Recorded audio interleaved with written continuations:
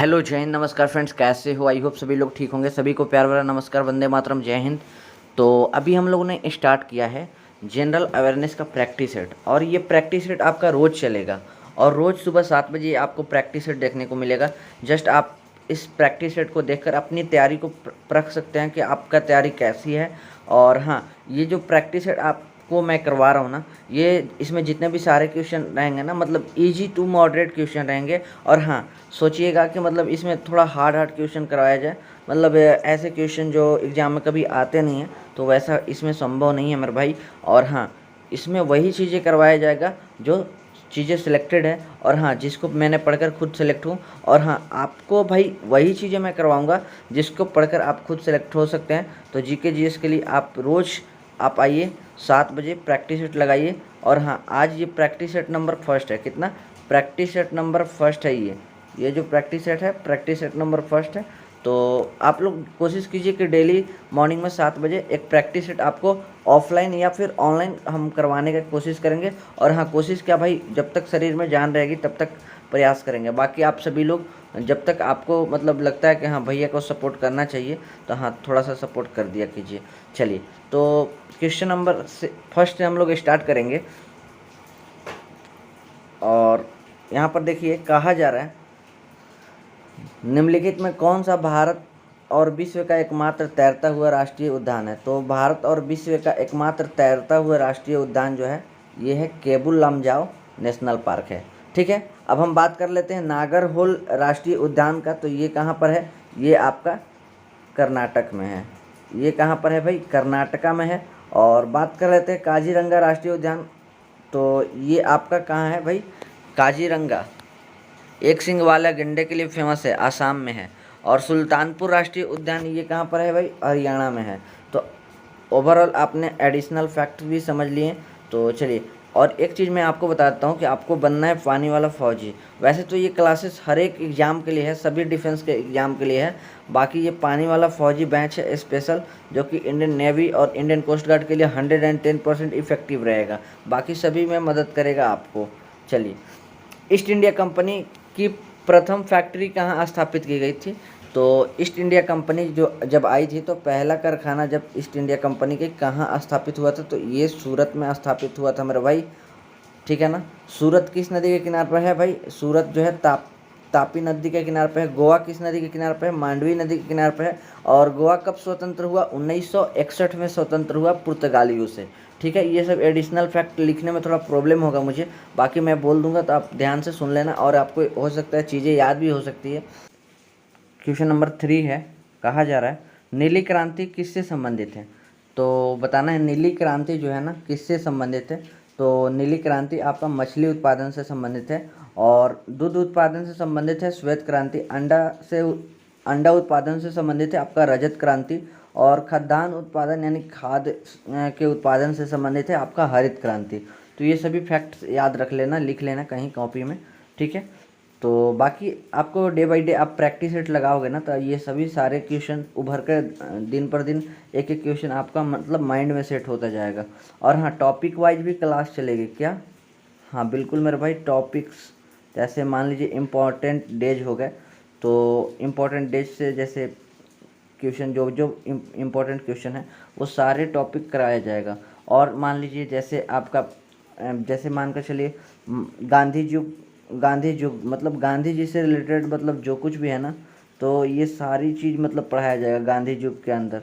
तो भाई जो है ना, टॉपिक वाइज हम लोग की क्लास जो आएगी ना यूट्यूब पर, हाँ बिल्कुल यूट्यूब पर ही कराएंगे मेरा भाई। बस शेयर क्या है ना दोस्त, कि आप लोग सपोर्ट कर दिया कीजिए। आप एक बार सपोर्ट करके दिखाइए, भाई आपके लिए क्या नहीं कर सकता है, आप एक बार देखिए तो सही।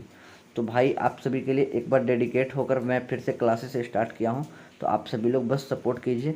चलिए, कहा जा रहा है पूना समझौता 1932 में पूना समझौता हुआ था, और ये किनके बीच हुआ था? तो ये पूना समझौता जो हुआ था ना, गांधी जी और अंबेडकर के बीच में हुआ था, डॉक्टर भीमराव अंबेडकर के बीच में हुआ था। क्वेश्चन नंबर 5 हम लोग देखेंगे। कहा जा रहा है 1857 के क्रांति के समय भारत का गवर्नर जनरल कौन था? तो ये गवर्नर जनरल लॉर्ड कैनिंग थे। और हाँ, बात करते हैं हम लोग लॉर्ड विलियम बेंटिक की। तो ये विलियम बेंटिक ये भारत के पहले गवर्नर जनरल थे। और वारेन हेस्टिंग की बात करें तो ये बंगाल के पहले गवर्नर जनरल थे। चलिए इतना चीज़ क्लियर है, आगे बढ़ते हैं। भारत में मुस्लिम लीग की स्थापना कब हुई थी? तो भारत में मुस्लिम लीग की स्थापना 1906 में हुई थी। और बाकी कुछ एडिशनल हम लोग बातें जान लेते हैं। 1905 में आपका बंगाल विभाजन हुआ था, और 1907 में आपका सूरत का अधिवेशन हुआ था। 1916 में बनारस हिंदू यूनिवर्सिटी यानी BHU की स्थापना मदन मोहन मालवीय द्वारा की गई थी। तो इतना चीज़ें आप लोग ध्यान रखिएगा। चलिए, निम्नलिखित में से कौन सी झील भारत की सबसे बड़ी झील मतलब मानव निर्मित झील है? तो गोविंद बल्लभ पंत सागर। तो ये झील जो है ना, मतलब मानव निर्मित सबसे बड़ी झील है। और कहना चाहूँगा साथियों, आप लोगों को पता होगा चिल्का झील मतलब भारत की सबसे खारे पानी की झील है। और आपका ड्रीम जो है ना यहीं पर ख़त्म होगा।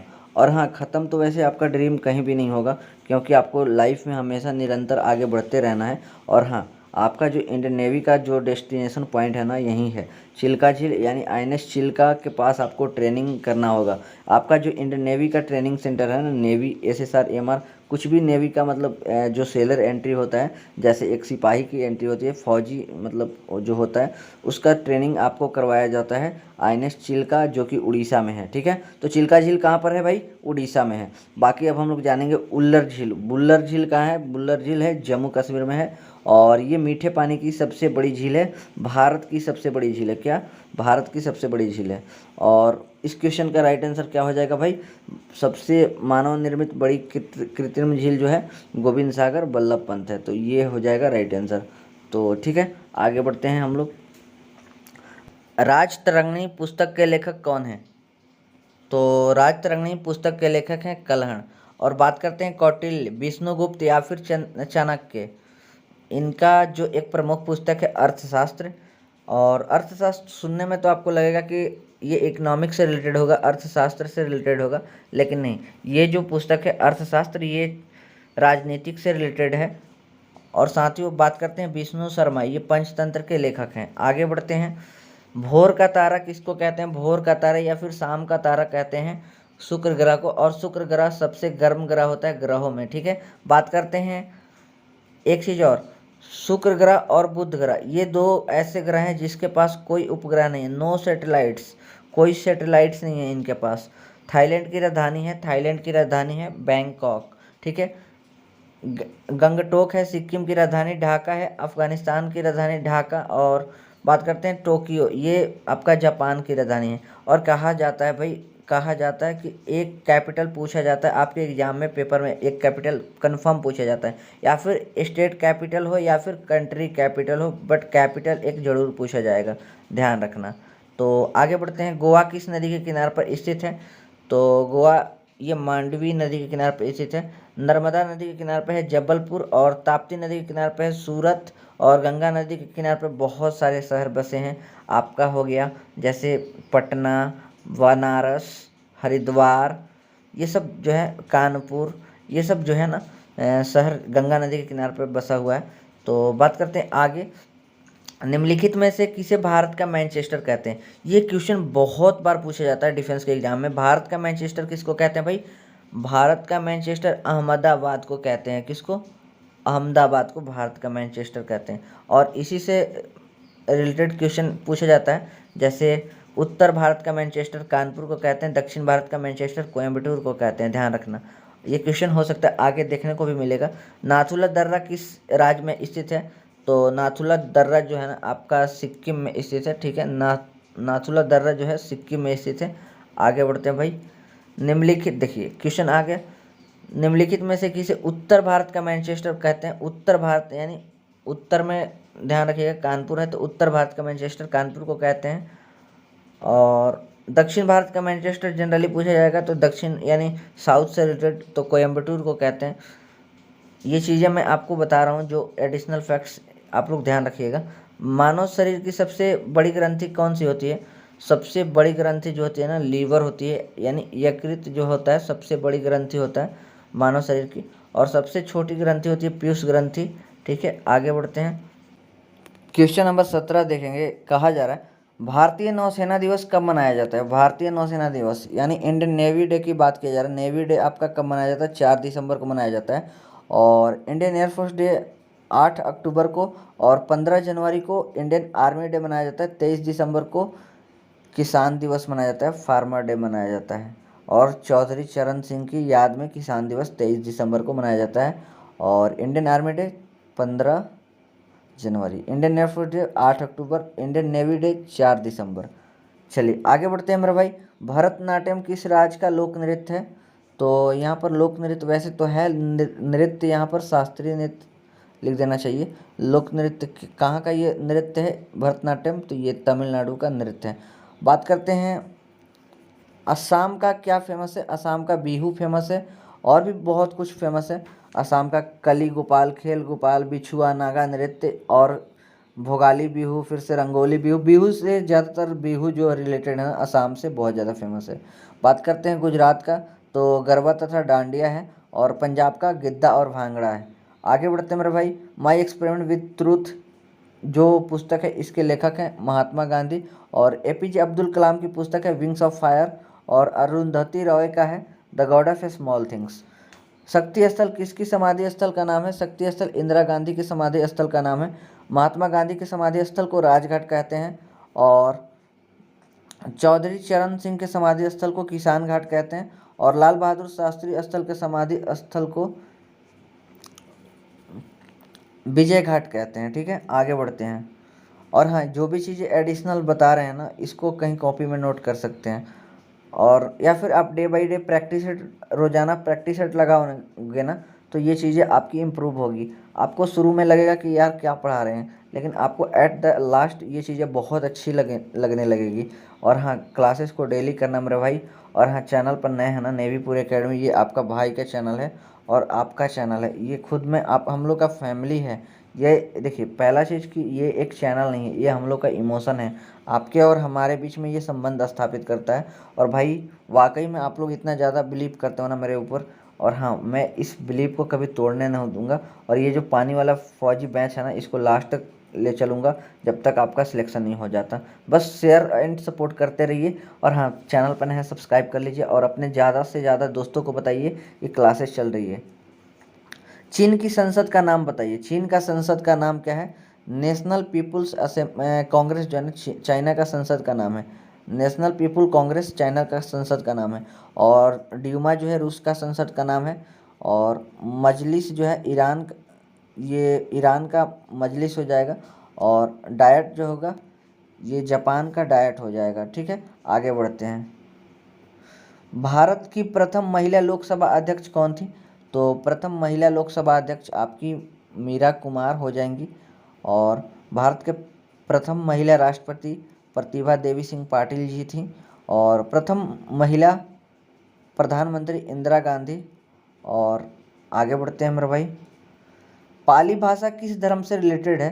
तो मैं एक चीज़ आपको, ये चीज़ें मैं ऐसे तो बहुत सारे क्लासेस में पढ़ाया हूँ। पाली भाषा जो है ना, बौद्ध धर्म से रिलेटेड है, बौद्ध धर्म। और बौद्ध धर्म में आपका गौतम बुद्ध से रिलेटेड बहुत कुछ हम आगे आपको बताएंगे। बाकी कुछ चीज़ें मैं आपको बताता हूँ। गौतम बुद्ध का जन्म जो हुआ था लुम्बिनी में हुआ था, जो कि नेपाल में है। और इनके ज्ञान की प्राप्ति जो हुई थी बोध गया, जो कि बिहार में है। और सारनाथ में ये पहला उपदेश दिए थे। और इनकी जो सबसे ज़्यादा मतलब उपदेश श्रावस्ती में दिया गया है। और बात करते हैं, इनका मृत्यु जो है कुशीनगर में हुई थी। आगे बढ़ते हैं साथियों। और ये आई होप लास्ट क्वेश्चन है, ध्यान से देखना मेरे भाई। टिहरी बांध किस नदी पर स्थित है? तो टिहरी बांध जो है ना, भागीरथी नदी पर स्थित है। और बात करते हैं, नर्मदा नदी पर सरदार सरोवर बांध है। नर्मदा नदी पर क्या है भाई? सरदार सरोवर बांध। ठीक है, जो कि कहाँ पर है? ये गुजरात में है। नागार्जुन सागर बांध जो कि कृष्णा नदी पर है। और महानदी पर कौन सा बांध है? ये आपका ये क्या बोलते हैं भाई, सबसे लंबा बांध हीराकुंड बांध, ये महानदी पर है, जो कि उड़ीसा में है। तो आई होप ये वीडियो का सीरीज जो पसंद आया होगा। ये वीडियो जो है ना, कंटिन्यू आपके लिए आती रहेंगी। बस मेरे भाई, चैनल पर नए हैं, चैनल को सपोर्ट कीजिए, चैनल को सब्सक्राइब कर लीजिए। बाकी ये सभी आप सभी के प्यार के लिए मैं हमेशा डेडिकेट रहूँगा और हाँ, डेडिकेट रूप से हमेशा वीडियो बनाऊँगा। तो मेरे भाई चलिए, आशा करता हूँ बहुत अच्छा लगा होगा ये प्रैक्टिस सेट। और इसकी जो PDF है ना, आपको ये PDF आपको टेलीग्राम ग्रुप में मिल जाएगा। और हाँ, टेलीग्राम ग्रुप में जुड़ जाना।